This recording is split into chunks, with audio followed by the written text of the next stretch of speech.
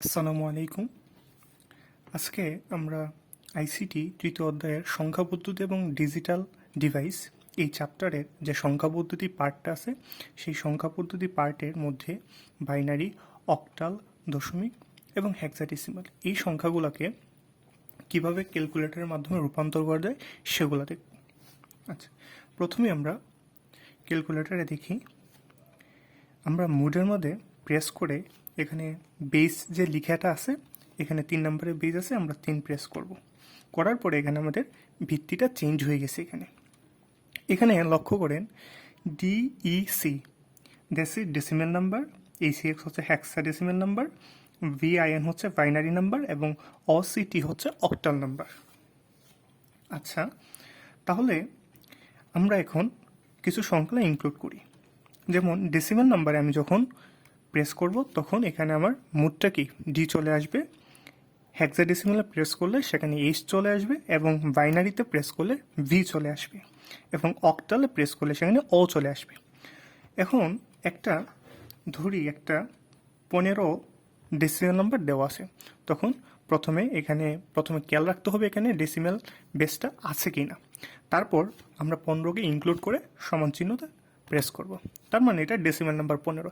এখন এই 15 ডেসিমেল নাম্বারটাকে যদি আমরা বাইনারিতে নিতে চাই তাহলে আমরা এখানে বাইনারিতে প্রেস করব।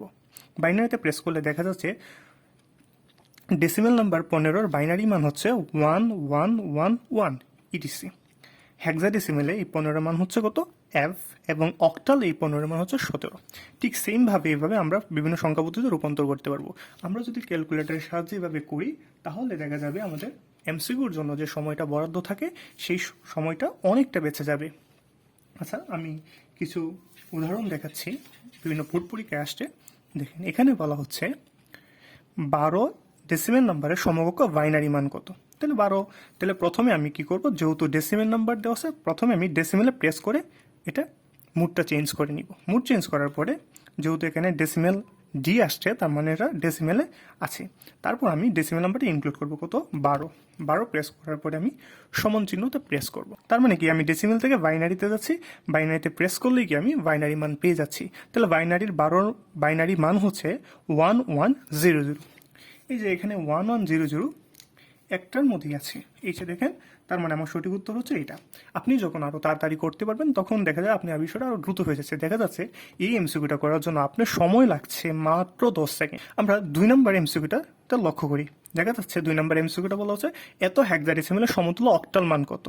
তার মানে এটাকে হেক্সাডেসিমেল নাম্বার দেওয়া আছে, তার মানে প্রথমে আমরা হেক্সাডেসিমেলে প্রেস করে হেক্সাডেসিমেলের মুডটা নিয়ে আসবো। মুড নিয়ে আসার পরে হেক্সাডেসিমেল নাম্বারটা প্রেস করবো। এখানে দেওয়া আছে ভি এফ ই, এটা হেক্সাডেসিমেল নাম্বার। তারকে আমরা প্রেস করব, প্রেস করার পরে কি বলছে, তার সমতুল্য অক্টাল মান। তার মানে আমরা হেক্সাডেসিমেল থেকে কোথায় নিচ্ছি, অক্টাল নিচ্ছি। এখানে আমি অক্টালে প্রেস করবো। অক্টালে প্রেস করার পর দেখা যাচ্ছে উত্তর আসছে 5776। তার মানে 5776 এইটাও থেকে। আচ্ছা, 3 নাম্বারটা দেখি। 3 নাম্বারটা এটা হেক্সাডেসিমেলে দেওয়া আছে।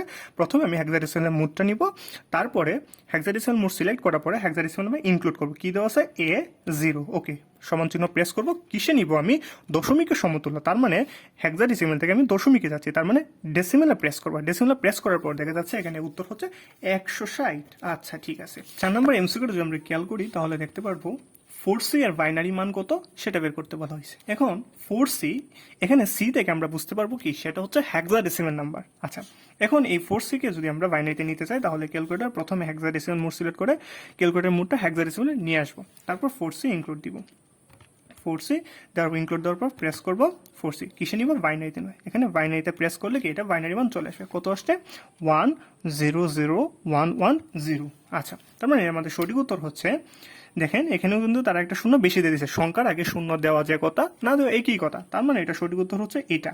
আবার এটা যদি শূন্য হয় তার মানে এটাও সঠিক উত্তর। এই দুইটাই সঠিক উত্তর।